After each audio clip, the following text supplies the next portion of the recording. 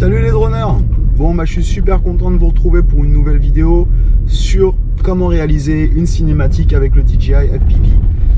Bon il est vachement de retour, je m'y attendais pas trop, je vous cache pas que ça met un petit peu la pression quand même, de ne pas vous raconter de conneries. Très honnêtement, j'ai fait une première vidéo qui était déjà quasiment montée et je me suis rendu compte que je partais trop loin dans des détails, c'était trop complexe et finalement vous êtes d'accord que c'est pas réellement ce qu'on recherche sur cette chaîne, je pense. D'ailleurs un grand merci encore pour tous ceux qui me soutiennent, tous ceux qui viennent, qui posent des questions, etc. C'est bon esprit et franchement j'adore ça. Donc dans cette vidéo il y a 3 choses à aborder comme promis. La première chose, on va parler des RETs parce que forcément les RETs ça joue énormément sur votre pilotage et donc quelqu'un qui veut réaliser une vidéo cinématique de type cinématique devra peut-être, je pense en tout cas, ajuster ses RETs pour obtenir quelque chose de plus smooth qui lui conviendra. Encore une fois, tout dépend de son pilotage. Le smooth, ça se gère aussi dans les doigts. Je donne de leçons à personne. J'apprends moi aussi au quotidien à le faire. Ça, ce sera donc le premier point. Les RETs, comment on règle les RETs, à quoi ça sert, chaque ligne que vous avez, chaque colonne que vous avez. Le deuxième point qui sera abordé, ce sera le réglage du tilt de la caméra.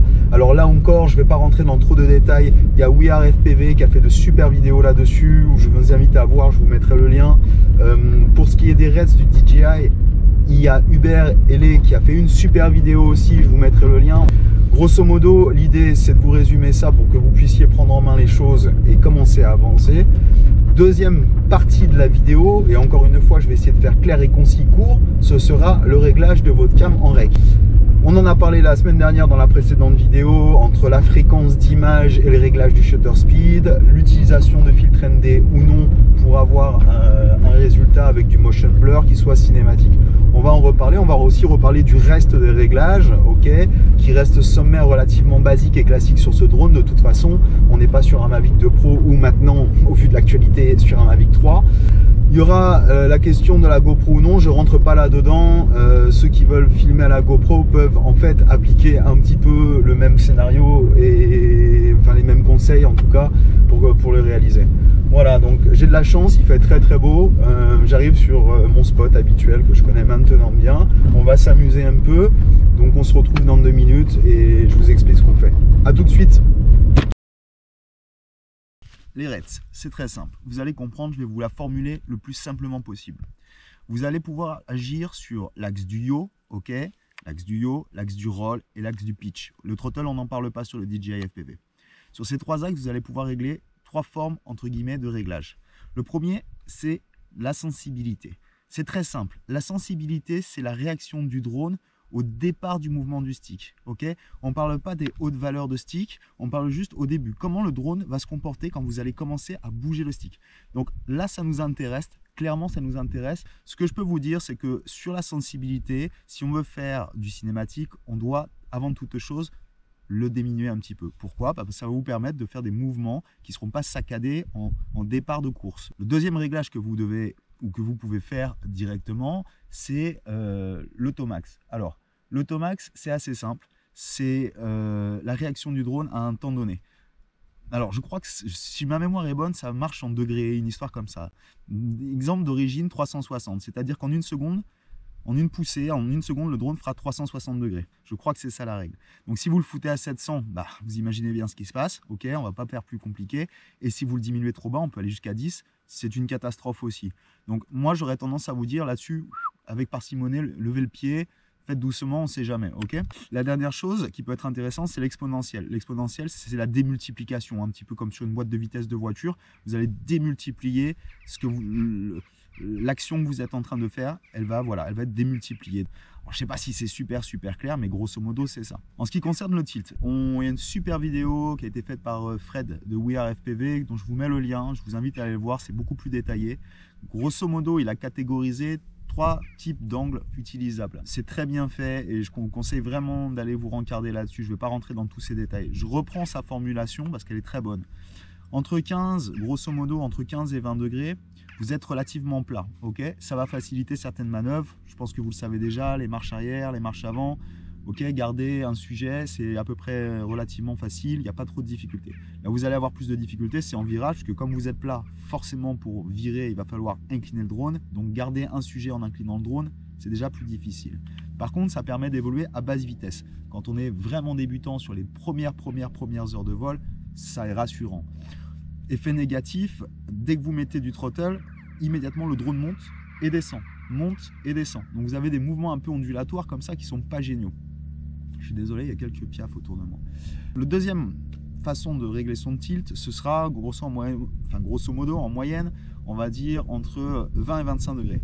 C'est ce qui nous intéresse, putain il y a du vent, c'est ce qui nous intéresse quand on veut faire du cinématique, parce qu'on a un angle qui devient intéressant pour garder un sujet, c'est plus dynamique, ça commence à aller un petit peu plus vite, et là on rentre dans le cœur du sujet. Donc clairement je pense que oui, entre 20 et 25 degrés, ce sont les angles qui moi m'intéressent. Alors, ceux qui veulent savoir, pour ceux que ça intéresse, moi je vole à peu près entre 20 et 22. Voilà, avec cette fabuleuse petite molette qui vous permet de régler votre tilt à tout moment. C'est assez génial. Je parle pas trop de plus de 30 degrés, là c'est la dernière catégorie. Ça peut servir en cinématique, c'est une chose, si vous voulez faire de la ligne à toute vitesse. Voilà. Par contre, attention, la prise d'altitude, vous aurez toujours les gaz entre 50 et 70%. Donc pour reprendre de l'altitude en cas de pépin, il va falloir y aller franco. Commencez pas sur un angle comme ça d'un seul coup. Si vous avez l'habitude de voler entre 15 et 20, ça va vous faire drôle. C'est ce qui, entre parenthèses, a participé à mon crash. Au final, moi, je vole entre 20 et 25 et je pense que pour faire du cinématique, c'est pas mal. On a un angle de caméra qui permet vraiment en cas de virage de rester centré sur un sujet. Ok, on peut encore faire de la marche arrière assez facilement, ce que moi je ne pratique pas encore. On peut faire pas mal de choses, mais globalement, voilà ce qu'il faut retenir. Donc je vous invite, pour ceux qui veulent tenter de faire leur première vidéo cinématique, à vous entraîner. Quand vous êtes suffisamment à l'aise, tentez 20-25 degrés. Et je vous retrouve tout de suite parce que ça me démange, je vais faire mon vol. Allez, à tout de suite.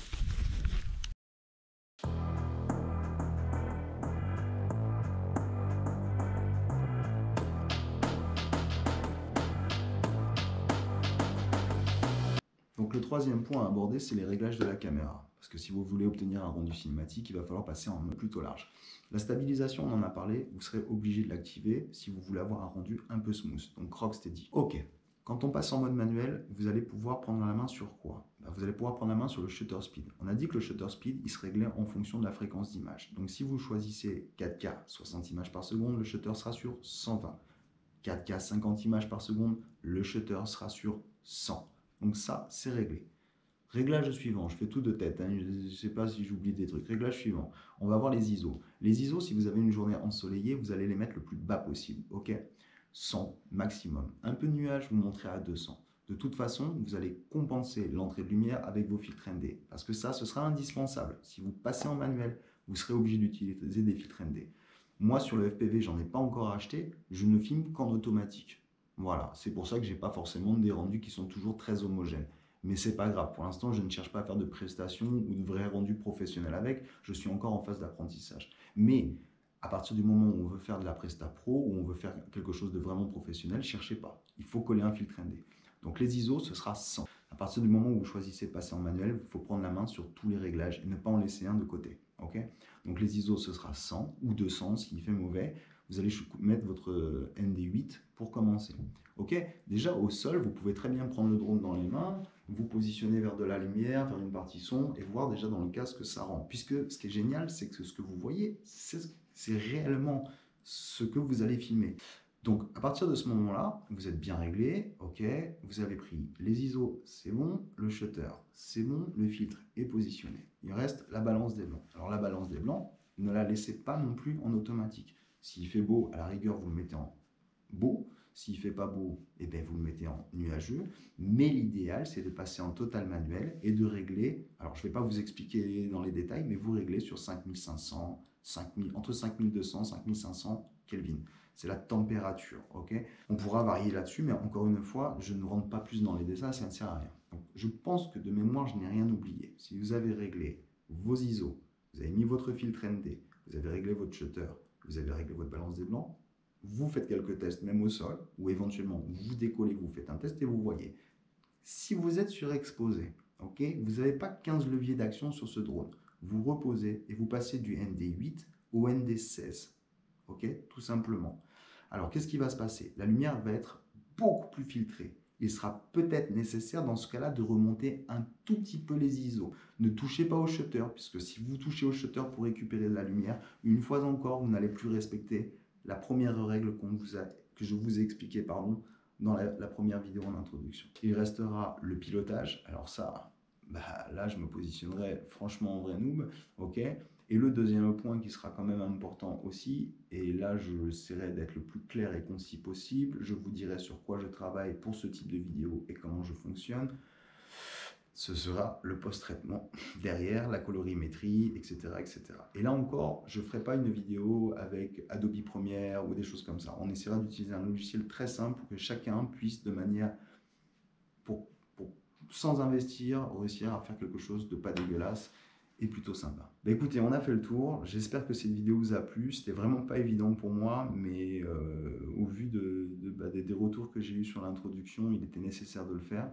Je tiens sincèrement à remercier beaucoup de monde. D'abord, il y a des petits fidèles, ça fait super plaisir. Vraiment, ça donne la joie, les gars, je vous le dis.